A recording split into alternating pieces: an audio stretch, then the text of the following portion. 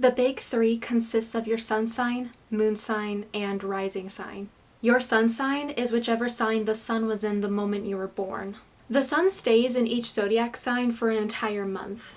This is the sign that people talk about whenever they ask someone what their zodiac sign is. Unless you were born on a cusp, you do not need to generate your whole birth chart to know what your sun sign is. To know what your sun sign is, just simply look up your date of birth. As a matter of fact, here you go. The sun in astrology represents one's general core characteristics. It's the essence that you emit on a day-to-day basis. So even though you also have other characteristics and influences derived from your other birth chart placements, at the end of the day, a big part of your identity comes from your sun sign. Your moon sign is whichever sign the moon was in the moment you were born. The moon stays in each zodiac sign typically 2 to 2.5 days a month. Now, because of that, it would help if you were to generate your whole birth chart to know what your moon sign is. To pull up your birth chart, you need to enter your exact date of birth, place of birth, and time of birth. The moon in astrology represents our emotional and vulnerable side. Depending on the sign it's in, it shows us how we process our feelings, and it also shows us how we express our concerns and worries, and it also shows what we want and need for emotional comfort. Your rising sign, also known as your ascendant, is nothing of a physical placement like the sun, the moon, or any of the planets. Your rising sign is simply the sign that was rising on the eastern horizon at the time of your birth. One's rising sign will always be located right here in this area of the birth chart. You will never find it anywhere else. The time in which the ascendant changes is unpredictable. Ignore the websites that say it changes every 2 hours. That is not true. So many sources will also say different answers as to how long certain signs will stick around in that area for. That is why I cannot stress enough how important it is to input your correct birth information when generating your chart, especially your time of birth. Moving on. The ascendant in astrology represents the outer personality. It represents our attitude, the way we come off to others, how we view the world around us, and it even helps give influence over our physical appearance. Astrologers often say your rising sign is the most influential of your big three because of those representations. That's why it's also recommended when reading weekly, monthly, and yearly astrology predictions that you check out the ones for your rising sign rather than your sun sign. However, this does not apply to everybody. Everybody is different when it comes to what they're influenced by more in their chart. So just observe and experiment. So there you have it. That is what we call the big three. To conclude this message, it is important to know and to understand that you will definitely not incorporate every single trait of the signs in your big three. It is not expected of you to possess every trait. We are all influenced by many different factors in our chart. So not all Pisces suns will be sensitive, not all Aries moons will be hot-headed, and not all Leo risings will be self-centered. With all of that in mind, let us all light a candle and enjoy the rest of the video. As some of you know, when my last series ended, I had announced that my next one would be on its way. Well, after some time, it's finally here. Welcome to the start of my long-awaited Astro Dissection series. Just as a heads up, this series will be divided into different parts and will go over a variety of topics. I will talk more about it as a whole at the end of this video, but for now I will be discussing details about the first part of this series. Part 1 of this series will be entirely dedicated to the infamous Big Three. For the next 12 videos, I will be going through each of the zodiac signs, giving them their own spotlight, and we'll be going over the details about how one acts when they have their sun, moon, and/or rising as that particular sign. I hope my little introduction from before was helpful and informative. I will be including it in every video until the next part comes around. As you can tell based on the title, this first video for part 1 will have me discussing how people act when they have an Aries sun, an Aries moon, and or an Aries rising. I say and or because it definitely is possible for someone to have their big three share the same sign. So, let's get started. If you were born between March 21st through April 19th, congrats, you are an Aries. More specifically, an Aries sun. Simple key words in describing an Aries is boisterous, daring, feisty, competitive, and impulsive. Aries is a fire sign, and not only are they of fire, but they are also a cardinal fire sign. Cardinal signs are signs that have a tendency to initiate things. They're full of dynamism. So when you have that type of energy mixed in with fiery Aries, it produces a very action-oriented, can't slow your roll, sit your ass back down and stop distracting other people type of person. Arians are ones to get super enthused when it comes to trying new things. They are all about starting things afresh. I mean, they are the sign that officially starts spring, which represents new beginnings, so it fits. Ideas spawn in their heads constantly about what they should do now or at least soon, whether it be getting started on a creative project or even investing in a business. They are all for anything. However, their attention span can only go on for so long. Their excitement tends to be short-lived because they get super impatient. They expect quick results. Unless they feel super passionate about something to where they find it keeps coming back to them, they will ditch whatever it was they were focusing on and find something else to do. That's why they have a reputation in never finishing what they've started. Aries have lots of energy.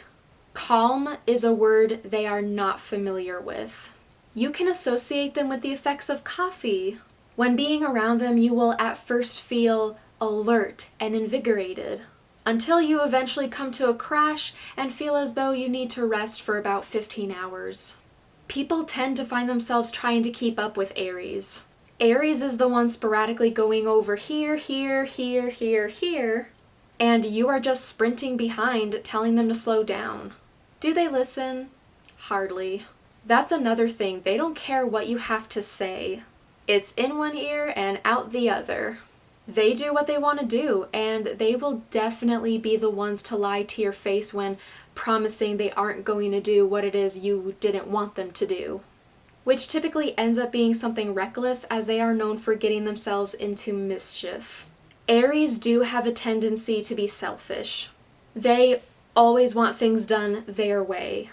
Aries have a hard time seeing eye to eye with others, and compromising is a challenge for them. They are well known for wanting to take charge. And if you were to try and take over, expect that there might be some headbutting. Hence why they are the sign of the ram. Aries are also not afraid to get into a fight. They will even get physical if they deem it necessary to put the other person in their place. Which now transitions us into their impulsive actions. If you had watched my previous series, you would know that there are some signs that think way too much into things, they own in on the tiniest details, and are planners. Aries does not fit into that category by a long shot. They are very spontaneous people. They do not think things through. They will see things on surface level and take off from there, not thinking about possible consequences, or in this case, the ramifications.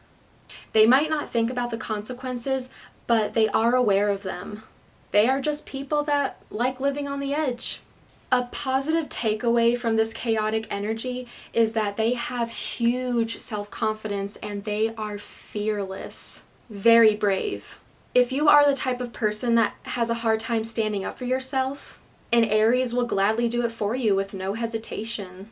It also takes a lot for an Aries to become nervous about something. If they are nervous, they don't break out into a sweat and make it obvious. They will tell jokes and have merriment with the people around them to help break the ice and to try and get themselves distracted by humor and good fun. Now let's talk about when someone has their moon in Aries. This is a placement that indicates someone that doesn't give a f. These are people that are very unapologetic in what they do and how they act. They are ones to live by their own rules. Typically, when one has an Aries moon, it indicates that maybe they had anger issues in their youth or are still dealing with some anger issues. It doesn't take much for them to become temperamental. However, they do get over things pretty quickly. I have also noticed with some Arian moons that they tend to rant quite a bit, even over things that are of no big deal. They could do this for the sake of talking about something in a very expressive manner, or they actually are pissed off. Complaining is their second language, let's just leave it at that. This is also a placement I tend to refer to as the wild child placement. The type of person that when in high school they would always sneak out of the house and meet up with their friends late at night, or the one that you would always spot at house parties being loud and obnoxious. If they never grew out of that phase, then as an adult they might be ones to always be hitting the bars and maybe cause a scene to where they'd have to get kicked out. That, and possibly streaking, drunk or not. Now that I've painted that picture for you guys, it goes to show that they are very bold and daring individuals. They have no shame. You dare them to do something, they will do it. Will they get in trouble? Probably. Do they care? No. Some of them can even be such adrenaline junkies. Doing something very active that gives them a rush, such as driving super fast while listening to heavy metal, going skydiving, or maybe even parachuting, to name a few, is what makes them feel alive. Since these individuals know what they want, and partly because they don't dwell on so much time thinking things through, it's easy for them to make decisions. Typically, again, they just go with whatever sounds best to them. They are also big risk takers. So let's say they actually do invest in a business. They are not going to let themselves feel intimidated when having to make important business decisions. Typically, they will end up taking risks that could potentially lead them onto a better path with their business. Playing it safe is not a part of their lifestyle. We have finally reached the third portion of this video, and that is when someone has an Aries rising. Now, as I've mentioned in the introduction, it has been said by astrologers that your rising sign is the most influential of your big three. Based on that, our rising sign is the one that shows us what we have for as our chart ruler. A chart ruler is what helps lay out the theme to your birth chart. Your chart ruler is the planet that rules your rising sign. In that case, people who are in Aries rising have Mars as their chart ruler, meaning the power and energies that come from Mars play a vital role in that person's chart. There's obviously more to it than that, but for now we are keeping it simple. This is a placement that indicates fierce independence. It shows someone who is more of a fan of relying on themselves rather than on other people. They find they get things done quicker when they do things on their own. They also like to be the ones to follow their own schedule when it comes to venturing out. If people are out there with them, they will feel as though things are being slowed down. Again, they want things done quickly and they act upon things in a quick manner. So they typically hate waiting around. And if they are someone in particular that is very impatient, there's a chance they might just lie to you, telling you that they have somewhere else to be, or they may just flat out ditch you. So, just to clarify, when it comes to wanting to have things done their way, they prefer to be on their own. However, when it comes to social scenes in which people are just hanging out, that's where they thrive in and become instantly noticeable and popular. Aries ascendants feed off the lively energy of the people around them, and it gets them all riled up, in a good way. They enjoy making others laugh, and people find it appreciative with how honest they are, and they find their confidence to be uplifting. An Aries rising placement also indicates the need for physical action. They are not ones to be slothful around their house. They need to have at least a decent amount of movement on a daily basis. Whether it's something as big as going to the gym and lifting weights, or something as mild as walking or doing yoga. The final thing I will mention about an Aries rising is their physical appearance. As I also mentioned before in my introduction, one of the things that the Ascendant helps give influence in is the way we look. And of course, depending on the individual, this may or may not pertain to them. As a matter of fact, if you are not an Aries rising, but have Aries as either your sun or your moon, some of these physical traits could still apply to you.